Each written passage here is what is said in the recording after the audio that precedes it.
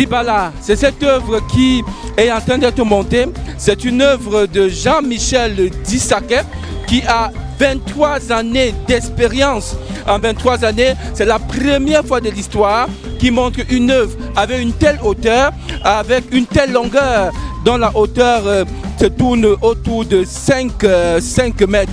Mesdames et messieurs, je vous propose d'écouter Jean-Michel Dissaquet qui revient tour à tour sur le concept qui le porte depuis plus de 2 décennies, mais aussi sur la particularité de cette exposition à laquelle, autant pour moi, l'IFC a décidé d'ouvrir les bras en ce moment précis.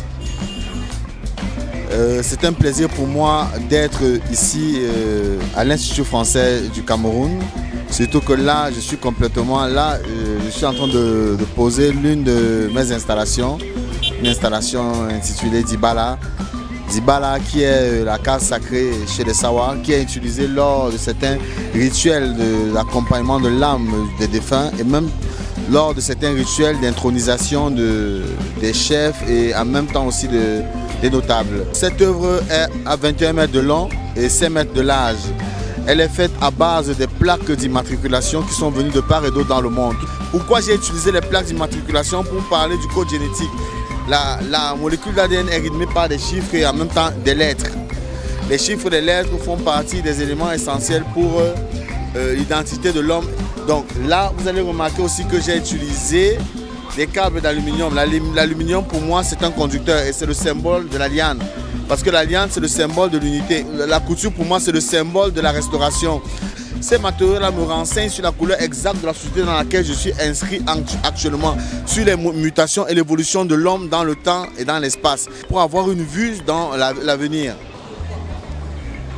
Le laboratoire d'art Moudiki est celui-là qui est en train de présenter cette œuvre ici à l'Institut français du Cameroun. C'est un laboratoire qui est à la fois un centre de création, un centre de recréation, mais aussi un cadre de perfectionnement du talent de jeunes Camerounais et même d'ailleurs. Mesdames et messieurs, je vous propose d'écouter quelques attitudes des jeunes qui travaillent avec Jean-Michel Dissaquet au sein de son laboratoire et qui sont en train de l'accompagner pour cette exposition qui fera date dans l'histoire.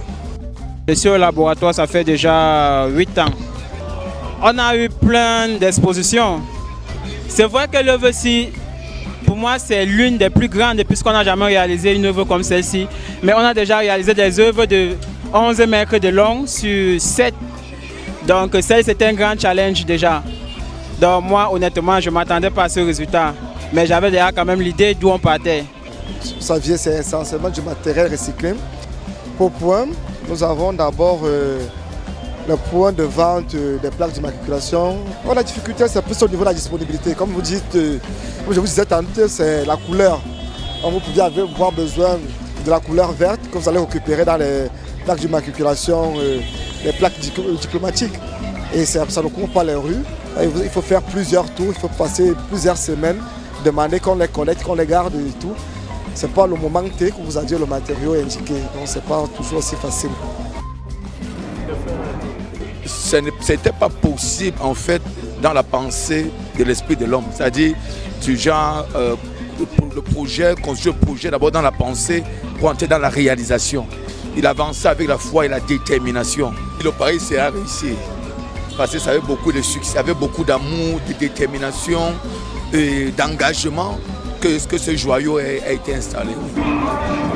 L'exposition que vous apercevez est la consécration d'un travail qui est vieux de 2 décennies.